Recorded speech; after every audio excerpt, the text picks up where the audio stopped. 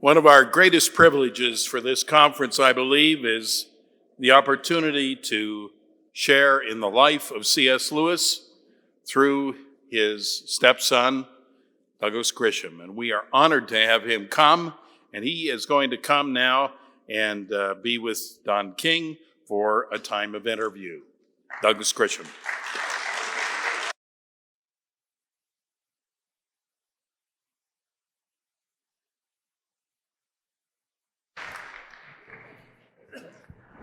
A few of you may recall that in 1998, we celebrated here at the college the centennial of Lewis's birth, and we had Doug spend a week with us, and we had a delightful time. So now, 21 years later, we're back at it.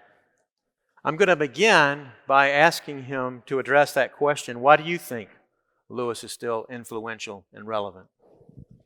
Well, there are several reasons. Is this on? It is good. Several reasons. One, of course, is that he tells the truth. He doesn't mess around. All of his books are just truthful. And if you try to say he's lying here, you can't prove it, because it's simply not true. Jack's works are truthful. I don't think he ever told a lie. Certainly in all the years I knew him, he never told a lie. I never caught him out in one anyway. But the first thing I think about his works is you can't refute them.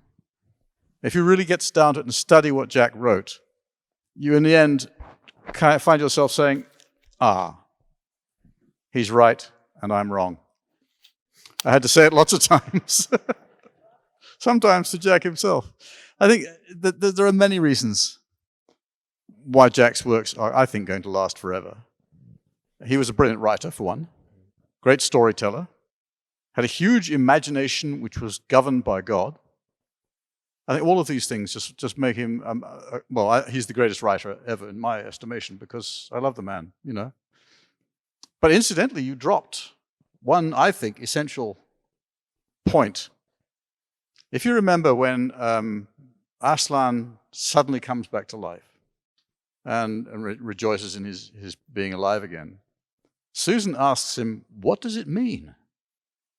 And he says, she says, if the White Witch had been able to look deeper into the deepest magic, she would have found that if an innocent victim voluntarily sacrifices his life to save a traitor, then death itself will start working backwards. And this is something I don't think most of us have ever picked up on and understood. What it means is you cannot get to heaven unless you die. Mm-hmm. That's the only way we can get there. Right. And people miss that in this just a little vignette of Susan talking with Aslan as he recovers from death. Yeah. You have to die to get to heaven. When someone we love dies, we go into grief, obviously. And I know quite a lot about it, having done it several times. But the grief itself is valuable because it's the only way that we can actually measure how much we love the person who's gone on ahead of us and is with us no longer. But we know if the person is the sort of person we would love to have as someone we loved, he or she has gone to heaven. The only way we can do it is by dying. There's no other route to heaven. Sorry, just jumped on top of you. No, that's fine. I sort of want to follow up a little bit with regard to you and Lewis. What do you remember about your first meeting with Lewis? You have to understand the answer to this, you have to understand that I was a little 8-year-old boy. My mother and father divorced when I was 7. In fact, my father went on to marry my mother's first cousin. So I actually have, there's a girl and a boy, or a man and a woman now, who are first cousins once removed, and also stepsister and stepbrother. Sound like a real redneck family if you look at it like that. But anyway, one of the results was my mother decided to leave America with us and take us to England to live. It was cheaper, and she had great friends there and so forth. She wanted to be out of the whole mess of my father and his new love and so on. So we got on a boat, on a ship, and took off to England. And I must confess, I loved every minute of being at sea, and I still do. I still sail boats and things. But one of the greatest joys of it, we got into a huge storm in the middle of the North Atlantic. And I had my 8th birthday on the boat. And all my mother could afford was a little dinky toy car about that big, which would roll if you sort of shoved it. And I had the brilliant idea. I went down into the bowels of the ship and the long corridors between the cabins. And I'd wait till the ship was up like this. and I'd let the car go. And the car would go hurtling down the corridor. And then, of course, the ship would go up like this, and it would come belting back again. And half a dozen, I suppose, during the time I was there, half a dozen grown-ups went past, and all of a sudden they watched this and vanished very quickly. It was really great fun. But when we got to England, it was dark. It was dreary. It was sort of the docks of Liverpool in the 1950s, early 1950s, just after the war, really, and smoggy and grim. And I thought, wow, that looks interesting. And my brother said, I don't like England, Mommy, which is kind of typical of him, actually. But we did go down to London to live for a while. And the first sort of outing we had from that place was to go and visit this man. Now, I'd begun to read properly, and I'd read The Lion, the Witch, and the Wardrobe, and probably the next one as well, Prince Caspian. And if you're a little boy growing up in America, where they have Cadillacs and stuff like that, you kind of expect anybody in England, from what you read, to be riding horses and wearing armor and carrying a sword. So when my mother told me that we were going to Oxford to meet C.S. Lewis, the guy who wrote the books about Narnia, I was convinced this man would be in silver armor and wearing a crown and be about 8 feet tall, you know.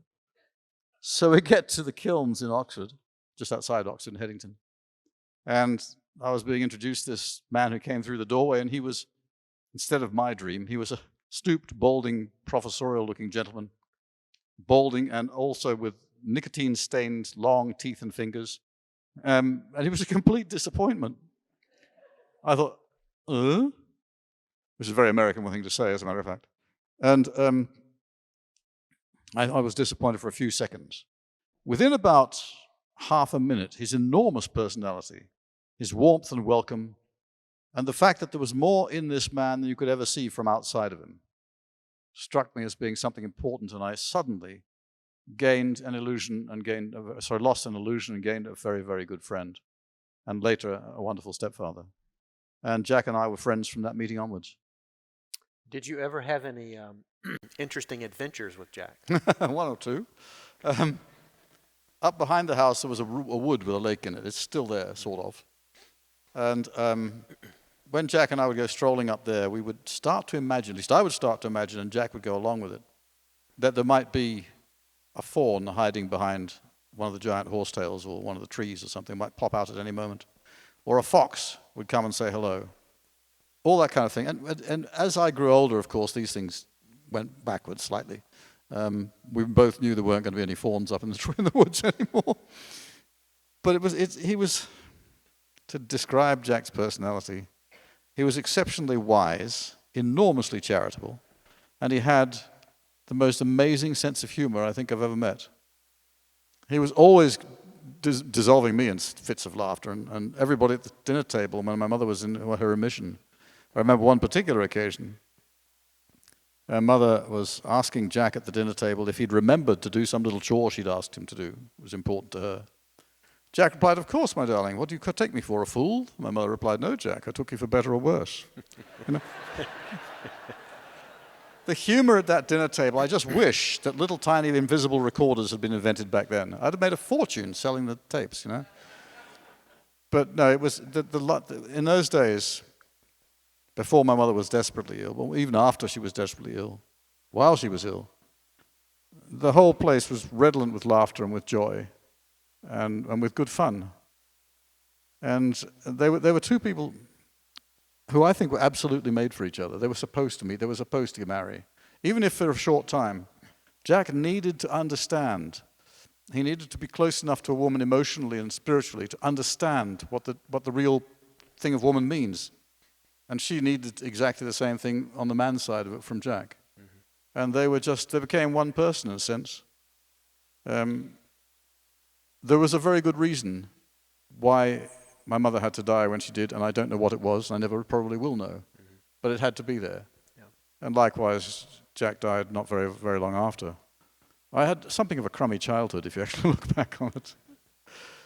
But what rescued me from my grief and sorrow and anger, a lot of anger for a while, was reading Jack's books. And eventually, much later in my life, when I was 45 actually, I went through a process in which I did something very stupid. I tried to help someone and messed it all up completely. And a lot of people got hurt, including myself. And I was a full-time farmer at that time. I started to think, what's gone wrong with me? What is this?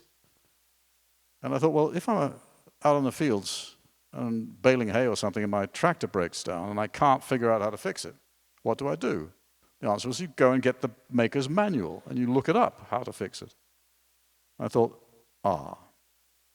what's the maker's manual for a human being? And I suddenly realized it was the Gospels of Jesus Christ. And shortly thereafter, I committed my life to Christ, and it's been magical ever since. Mm-hmm. But Jack and my mother were people who'd done this quite early in life, both of them. By my standards, anyway. I think probably my mother was a bit later than Jack was, a long time later. They were both pretty getting on a bit of it when they committed their lives to Christ. Mm-hmm.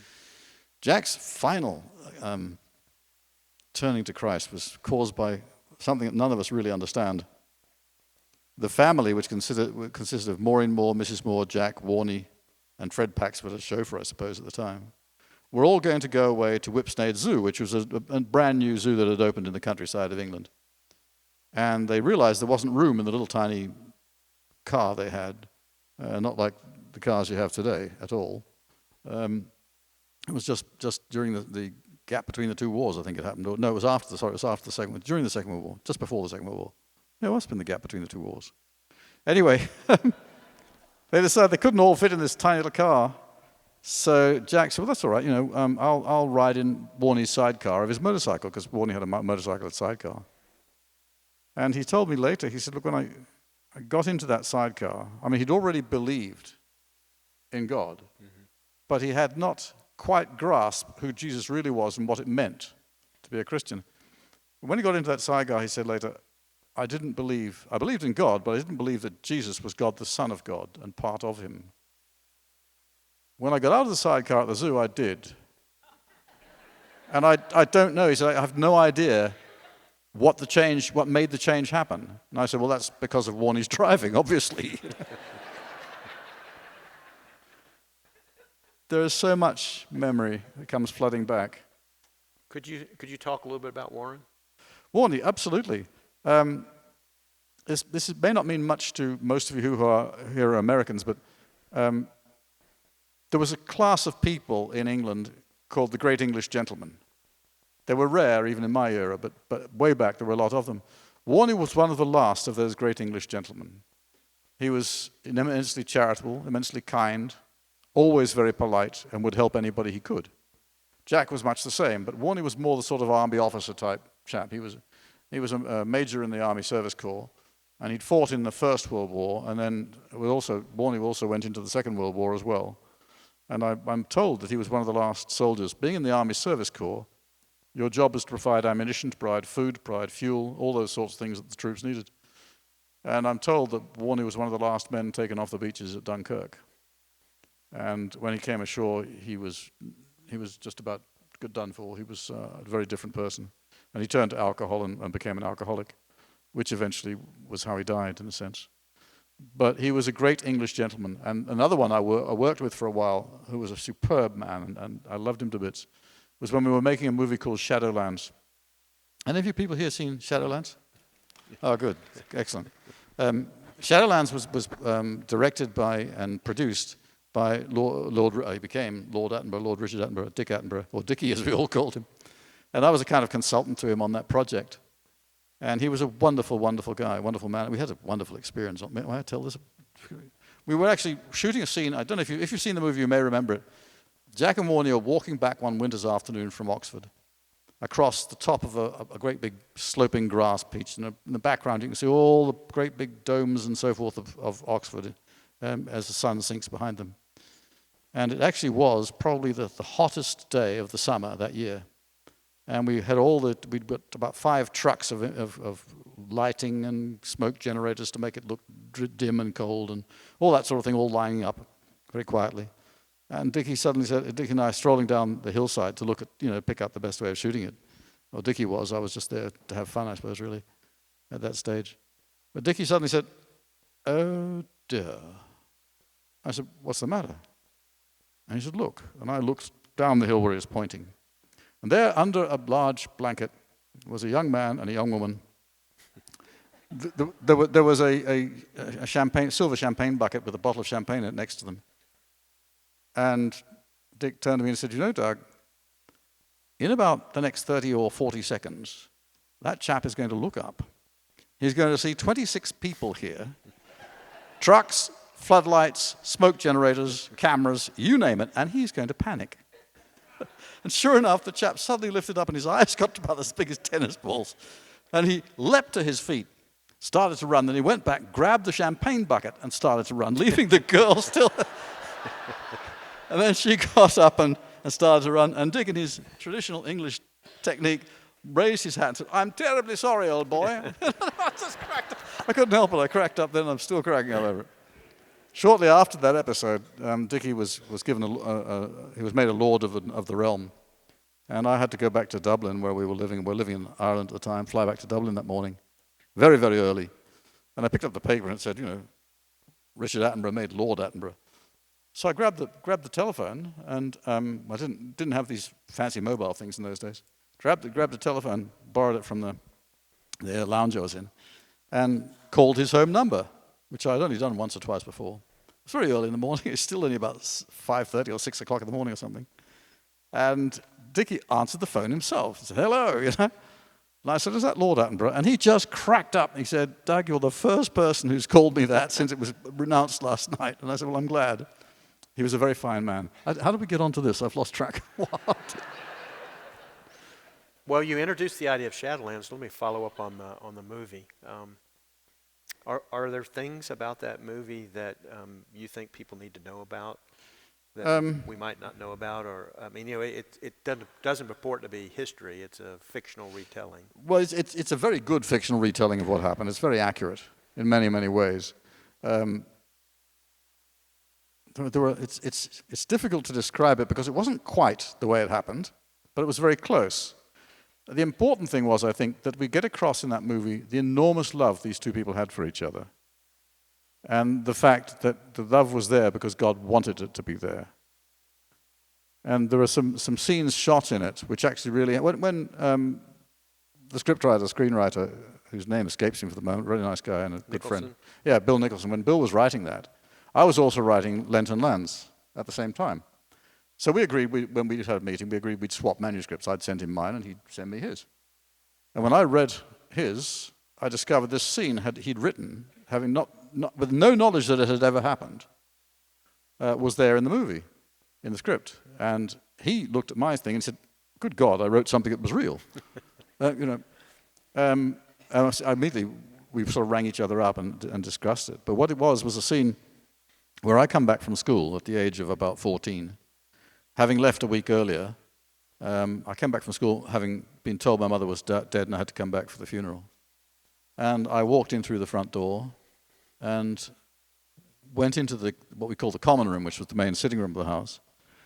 And Jack was standing. I'd seen him only a week before. Jack was standing at that point with his left hand, on the mantelpiece of the fireplace there. And what really shocked me straight away was the fact that he had aged about 20 years in the week since I'd last saw him. Stooped, white as a ghost, hair had turned white. He was an absolute wreck. I just burst into tears and I said, "Oh, Jack," and he came rushing across the room, put his arms around me and held me. And I eventually stopped crying and said, "What do we do now, Jack?" And he said, "Well, I suppose we'll just have to carry on." He was weeping as well. And that's almost exactly what was written in the, not necessarily the same words, but the same scene was written accurately in Lent and Lands, and that was amazing. But there were many things about that movie, making that movie, which I found utterly joyous. Getting to know Dick Attenborough, or Dickie as everybody called him in those days, was wonderful. He's long dead now, like everybody else, I suppose, eventually. But it was a good experience for me. It started me with some knowledge of filmmaking, which led on, of course, later on to the later films, the Narnia films. Some have wondered why your brother's not in Shadowlands. There are several reasons. One is, you have to understand, my brother is now dead. He died on Christmas Day of 2016, which was very like him, to make Christmas Day as miserable as he could for as many people as possible. In all seriousness, I loved my brother. But he was a dangerous, violent paranoid schizophrenic, born that way. He was finally diagnosed by a leading psychiatrist in New York, and who offered him treatment as best they could do it in those days, which he utterly refused, and he refused to believe there was anything wrong with him. He said that the whole of the population of the world was entirely wrong, and he was right, and so forth. But when I was very, very young, I had to be very careful because his main object in life in those days seemed to be to kill me. I remember my earliest memory of this. We were taken to a swimming hole in upstate New York one summer day, and my memory is lying on my back in the mud, looking up and seeing the water above me, the sort of light on it. And my brother was standing on me. And I suddenly realized if I didn't do something rapidly, I was going to die. But then and there, I would have been probably 6 years old, 5 or 6 years old. And so I threw my heels behind his back and plunged him into the water and ran up and ran for my life. One of the things that resulted in was I was terrified of getting into water ever after for a very, very long time. Fortunately, I've managed to get rid of that now, and I can go sailing boats and all that sort of thing now, which is fun. My brother was a dangerous individual, and you'll notice that in my book, Lenten Lands, there's almost no mention of him, because I wouldn't have hurt him for the world, even right through it then. And he tried many attempts to get rid of me. I never could understand why he hated me. I don't think he understood it either. On one occasion, I came out of the back door of the kilns, you know where that steps goes up to the outside Jack's bedroom, which was later my bedroom. As I walked out of the door, there was a splash, and David had thrown a small bucket of gasoline, as you'd call it, over me, and was trying to strike a match and throw it at me. I had done some practice with a friend of mine who was French in an art called savate. I don't know if you know of it. But I delivered a savate kick, which must have nearly broken his wrists, and ran for my life. I became pretty good at running, sprint running. Yeah. But anyhow, that's a pretty good reason for him not to be in the movie. But Dick Attenborough took one look at him, I think, and had a chat with him and decided no. Yeah. Dick instantly read there was something seriously wrong with this individual. Mm-hmm. So he came to me and said, "Look, Doug, we discovered in the stage play and in the first movie made, the television movie, that having two children characters with different personalities, which you would have to have in this movie, would sort of subtract from the main theme. So we want to drop one, and if you don't mind, I'd like very much to use your name and not David's." I said, "Well, I'm fully okay with that. Go for it, mate." In my best Australian accent, which I didn't have in those days. And that was the sort of beginning. I mean, he called me into the office. He asked me if I could come and see him if I was going to be in London. When I went to see him, that's what he wanted to ask me, if they could get Bill to drop one child out of the script. Mm-hmm. And that's what he did. So that's why there were two reasons. I think basically because of what I just said, but also because he didn't want David to be involved and then sue them later or whatever he could try to do to make it all ruinous, you know. Anyhow, poor David, he died, as I said, in 2016, and I wept for him. We'd been estranged for a long time. I didn't dare ever take my wife or children anywhere near him because he always destroyed anything I loved. It was difficult. Yeah. I had a crappy childhood, okay? Let me change the subject a little bit. Are there things about Lewis that many of us wouldn't know, even from having read your books? Are there any particular things, that maybe only you and the family would know? He occasionally would swear, which most people think he was a saint and never swore. But I sometimes woke up in the kitchen, and when I was in my kitchen bedroom. Oh, wait a minute, most people here wouldn't understand that. Next to the kitchen at the kilns, there was a room, and it became my bedroom for a long time. And Jack would come down about 4:30 in the morning and start making his breakfast, a cup of tea and something, biscuits or something. And occasionally he would drop something and he would shout, swearing at the top of his voice. This was when my mother was very ill and he was at his worst. That's about the worst thing I can tell you about Jack. The difficult part is when you talk about this man, and when I talk about this man, most people find it very hard to believe that he was real. He gave away 2/3 of his earnings, even though he believed that he was going to be impoverished and wind up in the workhouse. If you've read Charles Dickens, you know what a workhouse is. Well, when Jack was a little boy, they still existed. And he and Warnie were always petrified that they were going to wind up in the workhouse, run out of money and go broke and everything. Of course, it was complete nonsense, but it was a sort of worry they had. Jack, of course, lost his mother when he was very young to cancer. In fact, there's a young lady called Meg Sutherland who actually became a friend of mine, and her whole family are friends of mine. Now, sort of God-appointed godchildren that one looks after when one can. She wrote a song in it which describes Aslan and Diggory meeting for the first time in The Magician's Nephew.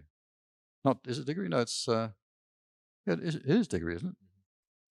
I get my characters mixed up because I'm so involved with them. But anyway, they meet, and Aslan looks at him, and Diggory is just immediately knocked back from his bumptiousness and realizes he has to go and go to the garden and get the apple and bring it back and so forth. And he's hoping that this apple is going to cure his mother. And Aslan tells him to throw it into the soft mud by the stream, by the river. Because Diggory thought this was going to go back with him to his mother and cure her, because she was dying of cancer. And this is a repetition, in a sense, of what Jack went through as a little boy and of what I went through as a little boy. So that the lion looked at him. And then in another verse, after another verse, the next one is the lion looks at him again, and he said, and the lion cried with me. And the third one was, finally, the lion smiled at me. And Diggory goes back, and his mother's fine, and so forth, in the song. It's a very beautiful song. It's on an album, by the way, which is called Courage, Dear Heart, which comes from The Voyage of the Dawn Treader. And I was the executive producer on it. So, buy Courage, Dear Heart by Meg Sutherland. She needs the money. She's about to get married. But I mean, it's interesting how things that Jack wrote, get under your skin. And that particular succession of Lion's reaction to Diggory had gotten under Meg's skin, and she wrote a song about it. It's a very beautiful song, too. Jack I think he was the finest man I ever had or ever will meet. And I've met a lot of great people. And I miss him. When I was running with my wife a Christian psychotherapy and counseling ministry in Ireland, we were in a big house called Rathvinden House. And we had completely renovated it from the ground or the subground up, made it a lovely place. And we had people coming from all over the world. We never charged anybody. You didn't pay to be in this place. We had 17 bedrooms in all the outbuildings in the big house. And it was a psychotherapy and counseling ministry. And I remember we had one person there, I can't remember her name, who was in really dire straits, and we just did not know what to do for her, how to get round to her problems. And I was walking back, I'd gone down to the village of Lachlanbridge. I was on my way back, walking, and I was just completely bemused as to what we could do to help this child. And I was really upset about the fact that we hadn't managed with anything yet. And suddenly, I felt Jack take me by the right hand. And suddenly I knew that whatever was going to happen was going to be all right. And for about the next 50 yards, I had Jack's hand in mine. Wow. And then it disappeared, and we went back, and all of a sudden, the next session we had with this young lass, everything came good. When you think of the things that led up to your conversion, Wait. Conversion's the wrong term. Well, I was a Christian. Okay. I believed in God and I believed in Christ. The problem was that if you look at my childhood, everybody dying. I mean, first of all, the divorce. I lost my father to divorce first. And then my mother I lost to cancer.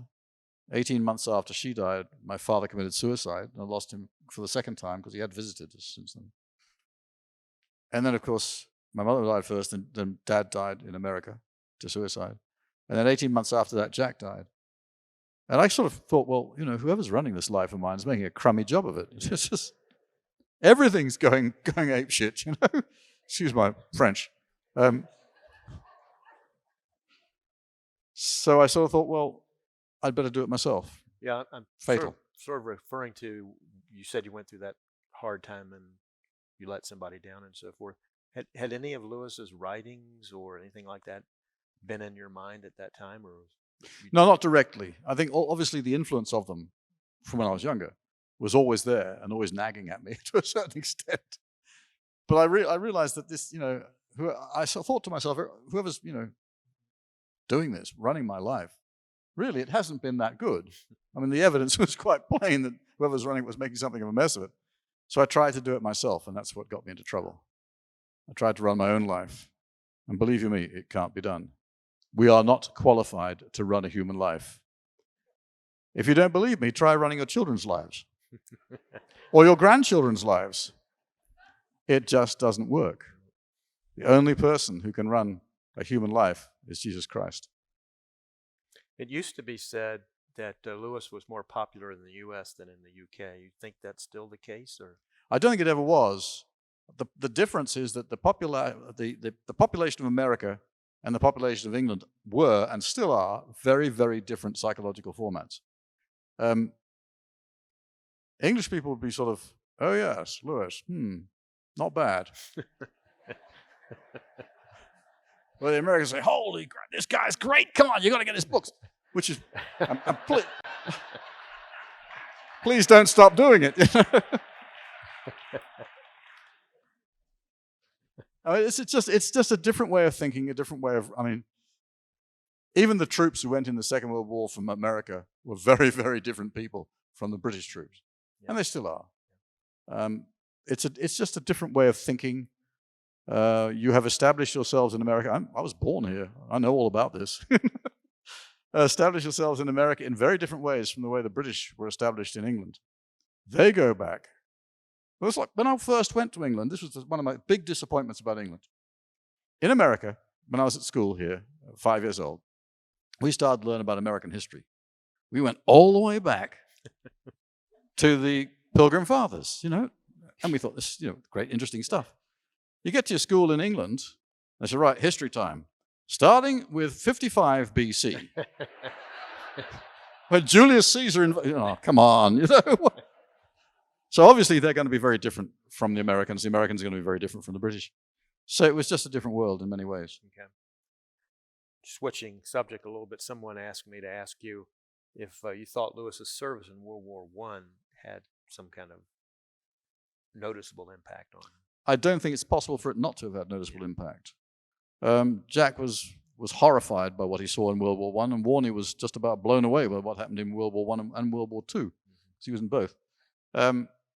This is not something you can go away to, well, you'll know about that for what's happening right here, right now, with the PTSD of so many soldiers who come back. And I think it was up to 18 people a day, 18 soldiers with PTSD were killing themselves. Yeah. This is a shocking thing. It didn't happen so much after the First World War or Second World War in England, because they took a very different view of it. Because suicide is something that was shameful to the British, completely shameful. In fact, a family whose son or uncle or somebody had committed suicide were then pushed aside by the rest of society in England. They had a very, very different way of looking at things like this. I think in some ways they had a better way, because people didn't commit suicide and don't still in England as much as here. It is interesting to me that I found out some figures the other day which quite astonished me. And that is that lesbians have a 40% higher suicide rate than any other people, both in this country and all over the world. And I don't, even as a psychotherapist and psychologist, I don't quite understand that yet. But I'm going to do some more look at it to find out what it's all about. I've had good friends who've been lesbians. Still have one. Very good friend. And I don't blame her for what she is. Don't think she made herself into that. Mm-hmm. Did you have any contact with any of the other Inklings to any degree? Yes. Tollers, John Ronald Reuel Tolkien, was a great friend of my stepfather's, as most people know. And I met him on several occasions. I was occasionally, when for some reason or other, there was no one to look after me at home or something, when I was quite young, I would be taken along to an Inklings meeting.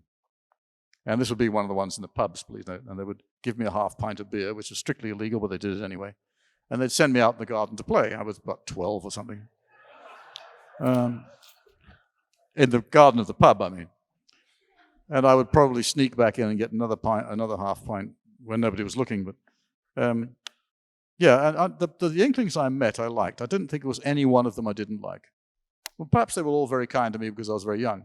And as I grew older, I'll never forget when Jack was in hospital, just a little bit before his death. He was in hospital and he went into a coma for a while. And I went in to visit him, and he'd just sort of come out of the coma. And We were chatting about this and that. He seemed okay to me. And he suddenly said, Doug, hadn't you better be getting down to the railway station? And I said, really? What for? He said, oh, to pick up the au pair girl. Do you know what an au pair girl is? Some people do. It's a young girl who comes out of France or Germany or somewhere to go and help a family in England to run the house and look after things, look after the children and so forth while they learn English by experience. And the idea when I was about 17 at the time, and the idea of a young French girl coming to the kilns to help Mrs. Miller. Well, you have to think. I mean, you know. Anyway, Jack said, to pick up the au pair girl. I said, what au pair girl? He said, well, there's a young lady coming from France to help Mrs. Miller in the kitchens and to tidy the house and stuff. And I said, oh, well, okay, well, I suppose I'd better go and order a cab. And he said, yes, you'd better. So I went out and I rang up the cab company, and the cab company said they'd send someone straight away. And then this cab almost at once appeared at the door. So I went into Jack and I said, Jack, can I have some money, please? He said, what do you need money for? I said, to pay the cabbie. And Jack said, what cabbie? I said, well, the cab driver who's come with the cab. And he said, what do you want a cab for? And I said, well, a few minutes ago, you just told me I had to go down and pick up an au pair girl from the railway station. He said, did I? And I said, yes. What do you want me to do? And he said, well, I've never heard of an au pair girl coming. That's complete delusion, Doug. I'm terribly sorry.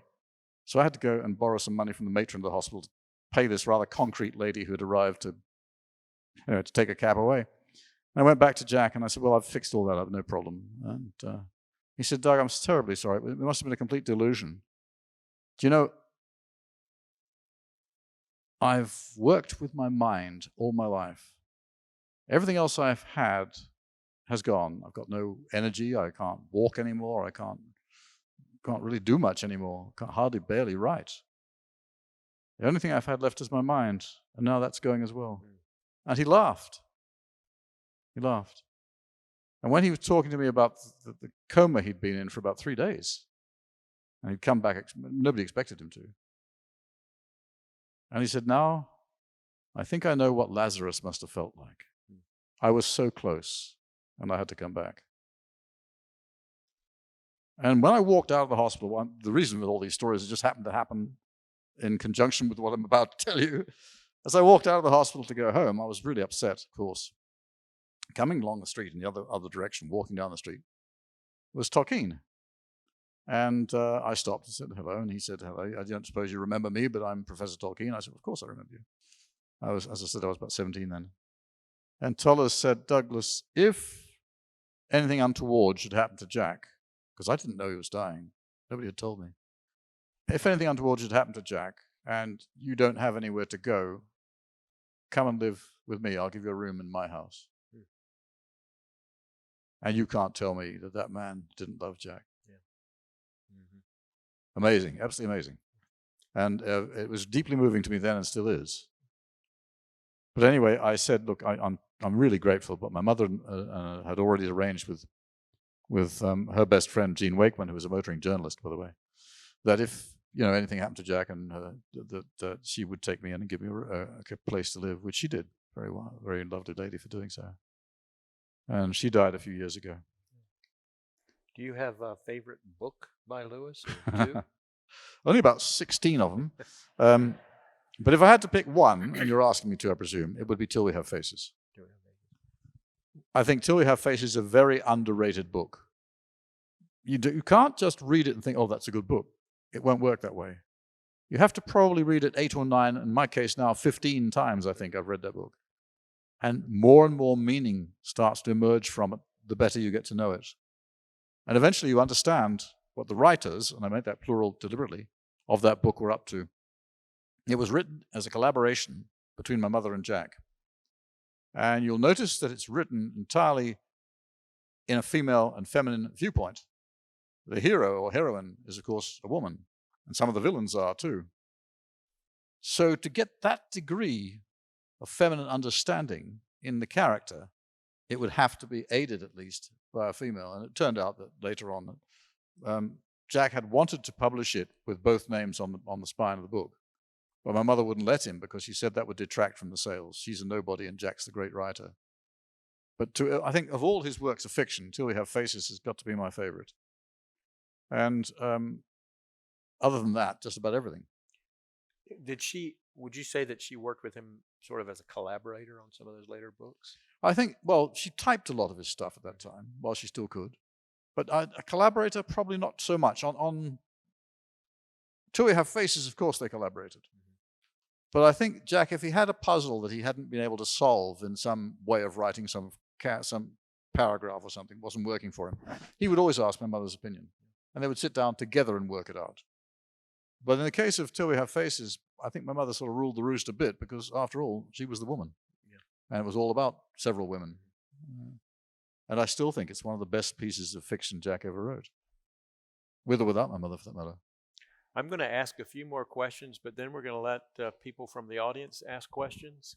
I think there's going to be a couple of people with microphones, I hope. So, yeah. So let me ask a few more questions, and we'll let some of you all ask Douglas some questions. I've always been curious, did Lewis talk much about his early life and his life in Ireland? You had to ask. You had to ask. You had to ask. He again, as a little boy, he had a rotten childhood. He was sent away from his beautiful home in Ireland to a school run by a lunatic in England. And the whole thing was just a complete shambles of a school. It wasn't really a school at all. It was more like a torture chamber. And Warney was a clever guy. One of the subjects they taught there was mathematics. And because the man was a lunatic who was running it, you got 8 sums every day to add up or detract or divide or whatever it was. You had to hand in 8 sums at the end of the session. So Warney just handed in the same 8 sums about 400 times. And of course, they were all right every single time. But Jack hadn't got that kind of evil about him. Did he ever talk much about his mother or father? Only if you are. Again, you had to ask. His mother he loved dearly, like as I love mine. And I think that's one of the reasons why he understood the agony I was going through when my mother was dying. And the first time he took us to see my mother was we were at school in Dane Court in Surrey, and we got a letter from him saying, look, when you're coming home, you'll be coming to the kilns, not to your house in Headington, because your mother's broken her leg and she's in hospital. And I thought, this is great, The kilns, lake, woods, weird stuff, air raid shelter, which I used to make bombs and throw into the air raid shelter because I knew I couldn't blow anything up that way. But he did something. He had to take us to see our mother in hospital when we got there. And he took us into a little anteroom. This must have been incredibly difficult for him, remembering his own childhood and how he felt. But he took us into a little anteroom outside the ward she was in and told us that our mother hadn't just broken her leg. She'd broken her leg because it had a cancer in it. And she was diagnosed with terminal cancer and not expected to live more than a few days. Now, when you're 10 years old, that's quite a burden. My brother had been told to show me the way back to the kilns because we'd walked all the way to the hospital. And of course, he just disappeared and got out of the way and vanished. So I had to find my own way back. And I was 10 years old and suddenly realized I was alone. Really alone.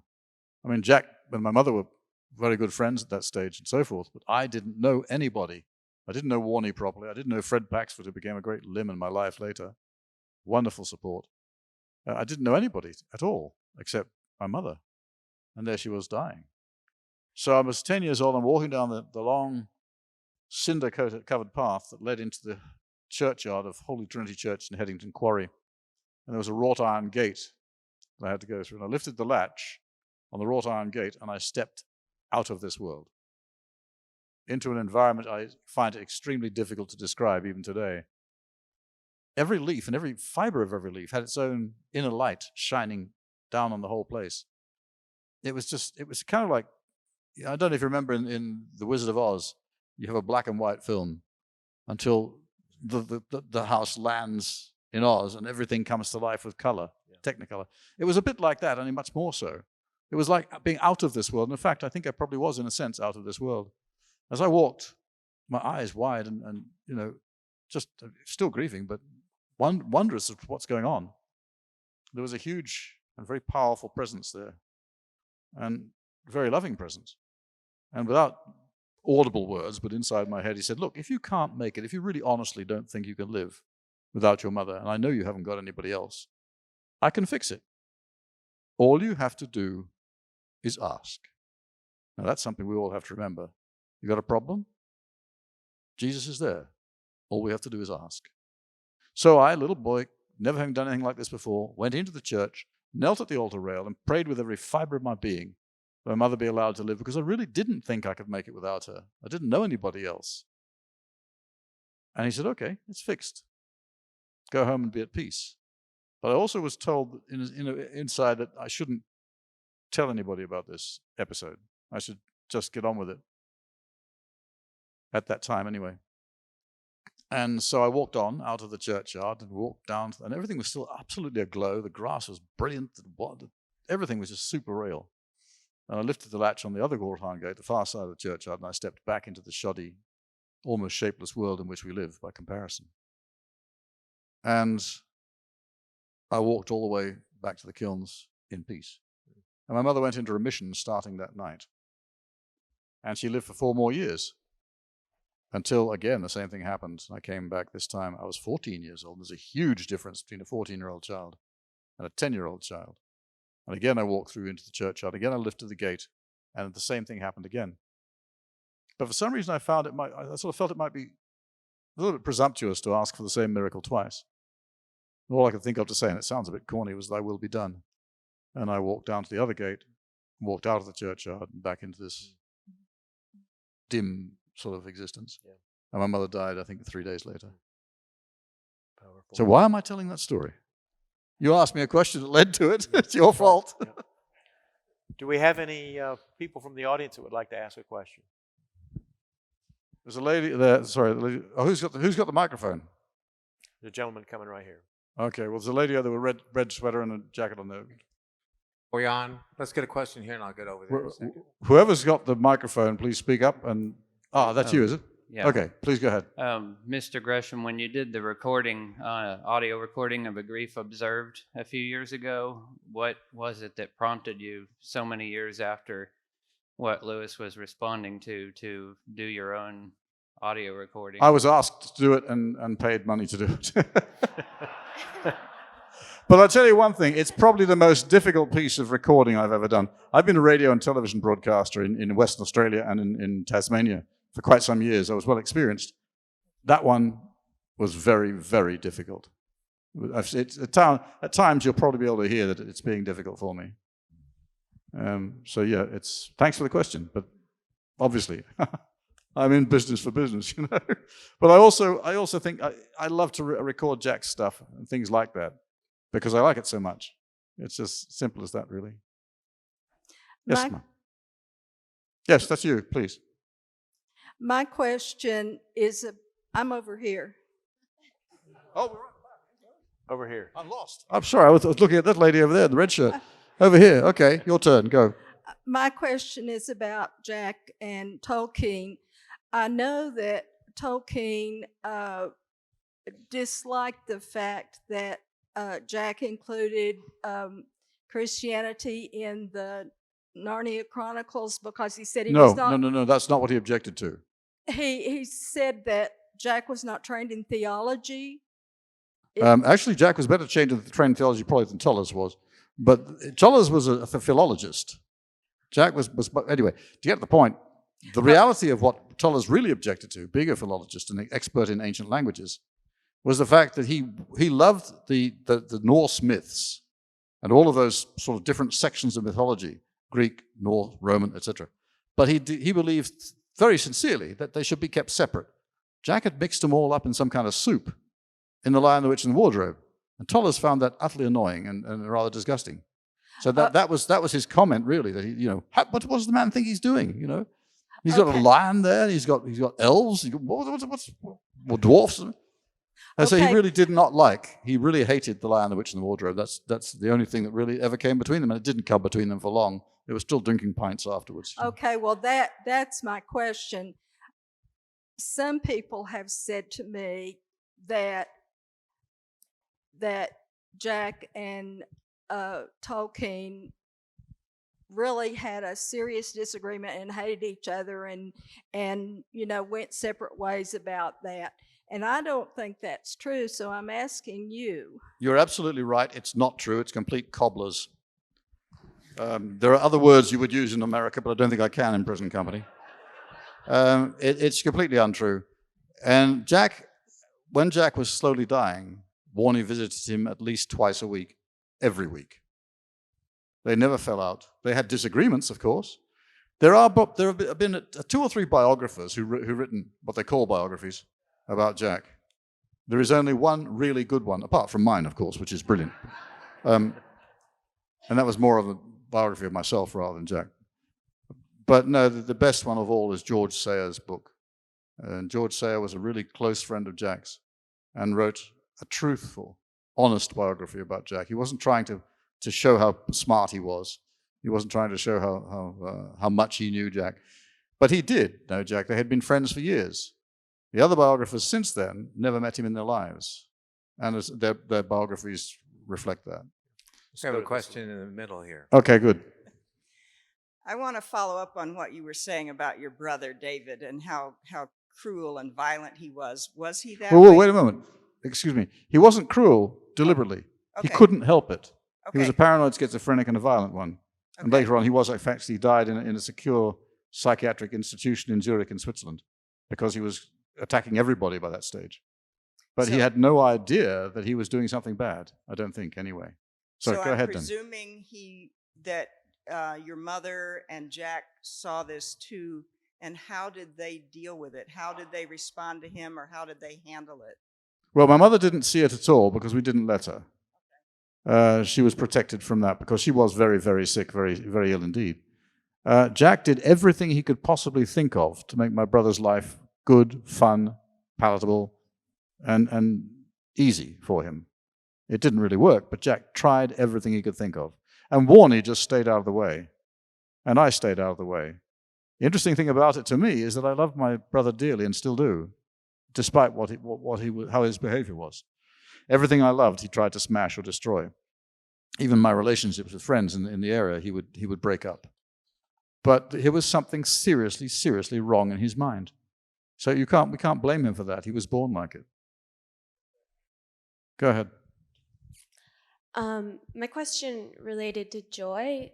Do you know if she did any other writing aside from her sonnets after she was married to Lewis? Sorry, can you repeat this again slowly? Sorry, I talk a lot really quick when I'm nervous.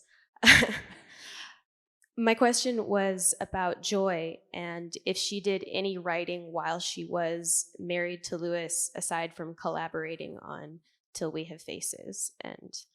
Oh, she did quite a lot of writing, but the only thing I think she collaborated directly with Jack on was Till We Have Faces, but Warnie was also a writer, and a very, very fine one, about French history of around the Louis XIV period and so forth. And she helped him with several of his books and helped him write them. And again, they were printed just in Warnie's own name. But yes, she did quite a lot of writing, all right. She also, by the way, played the piano a lot at the time. She was a very good pianist. My mother had a strange, well, a bit like Jack actually. She never forgot anything she'd read. And Jack was the same. He could recite any book that he'd ever read. He would pick it up, somebody'd say, well, prove it, and he'd pick up, say, read me the first line. And the guy would read the line, and Jack would start to recite the entire book until they told him to shut up. My mother was a bit like that. I've seen my mother once pick up a new Mozart concerto score for the piano, read it, put it down, then go and play it on the piano. That's kind of weird, quite frankly. Thank you. I'm wondering what you think of the book Becoming Mrs. Lewis by Patti Callahan. I think it's very good. I think it was her reaction to another biography written by another lady who's also a friend of mine. Patti became a friend of mine while she was writing it and afterwards. And I think it's a very good book. It does have a lot of little errors, like my mother in it tells my father not to smoke in the house. I mean, my mother was one of the few people that I knew in those days who didn't smoke in the house and everywhere else for that matter. But little things like that, just simply because she lives in a different era and grew up in a different era from that which she's writing about. But I think it's an excellent work, and it's a good book, and I hope you have fun reading it. We have one more question over here. Sorry, where are we? Somebody jump up. Oh, there you go. Thank you. When I think about the history of Christianity, it appears to me that there are certain people God calls, touches. It's pretty clear. The Apostle Paul. I'm almost thinking Lewis might be in this category. We heard about the Dominus Illuminati Mea. I think you're right. The Lord is my light. I'm just wondering if C.S. Lewis was God's, among others, 20th century, in a way, evangelist. I don't know if he saw himself that way, but... He didn't see himself as an evangelist. Not quite. He saw himself as someone who needed to explain the truth about what was happening in the Bible, in the New Testaments. Because as he saw it, I think, he found most churches to be insubstantial and probably not very accurate. Our own priest in the church that we used to attend was what we call a high church Anglican. In other words, he teetered on the edge of Roman Catholicism. And Jack, of course, was born and bred in Ireland, in Northern Ireland, and was a Church of Ireland man. And although he loved the priest and was a very good man, and we all loved him enormously, he was a terrific guy. But his interest was in lots of robes and waving of incense and stuff. And also, of course, he was a man who was fascinated by church history. And he would give a sermon going about half an hour about church history. Quite frankly, who needs it? We don't need to know what churches used to do. We need to know what churches are doing now and whether we should get the heck out of them. And in some cases, we should. I no longer attend a church at the moment because I can't find one that teaches Christianity. Many churches today are filled with Christianists who make a big deal of trying to pretend to be Christian. Churchians who worship the church instead of Christ, and people of that nature. And for me, that doesn't work. I suppose I have a fairly weird form of Christianity. I believe that if the Lord lays someone or some people across your path who need help, help them in Christ's name. That's about as far as it goes, really. I pray for an awful lot of people who are in trouble. And if I find someone who needs my help, I will help them. And pray a lot as well. So Jack Morney was actually a church warden at that church. And he used to come back and after a sermon occasionally. But it was a friendly thing. And the priest himself was a very, very fine and charitable man. He just had this bee in his bonnet about, that he had to be a high church Anglican rather than a low church Anglican. And he also was fascinated by church history, which bores me to death, quite frankly. Over here in the back. Where are we? Back here. Okay, gotcha. For those of us who are Narnia purists, whenever we're watching movies and there's a variation from the book, it's painful. Can you comment on that whole process and about the next Netflix series? Whether I'm not sure if you're involved in them, but if you could just comment on that process and the making the books into the movies. Let's start with the movies we have made. The Lion, the Witch, and the Wardrobe, I think, is a very fine film and a good representation of the book. Up to a point. There are a couple of glitches that I don't like. I was involved in that quite heavily. The second one we made, I think probably my friend who directed it and the producers alongside me thought that we'd made a terrific success with The Lion, the Witch, and the Wardrobe. Therefore, we could do no wrong with the next one. And I fought quite a few battles on that, most of which I won, but not all of them. So we wound up with a slightly different, considerably different version. The last one we made was The Voyage of the Dawn Treader, and we swapped to a different filmmaker on that occasion. Went away from Disney, I forget why, and I lost a lot of the battles I fought on that particular movie, which is odd because in it I play my very best cameo role, as it happens. But played cameo roles in all of them, but that was the best cameo. But it's not the best movie. It's still a movie that is still selling and still making money, and it's still entrancing people and still bringing people to Christ. Sometimes I have to learn to shut my mouth about things because although I mightn't like what it's doing, it turns out later to be bringing people to Christ. And I think that's very important. As for Netflix, I have no idea what they're planning at the moment. I haven't heard a word from them since we did the deal, and it's quite a long while ago. So I'd love to be able to tell you all sorts of wonderful things, but I just don't know what's going on. Okay? Thank you. We're going to stop here. Thank you so much. We honor you.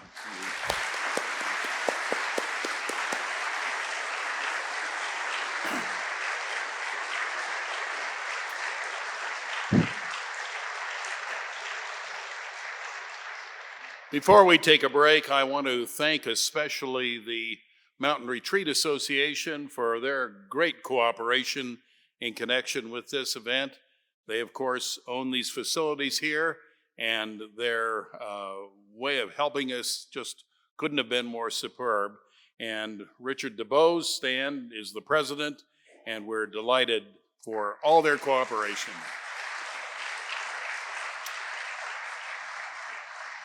Okay, let's take a break for about a half an hour. I encourage you to look through the bookstall out here. Also, the Mountain Retreat bookstore is just across the street, and it has special exhibits also. See you in a half an hour.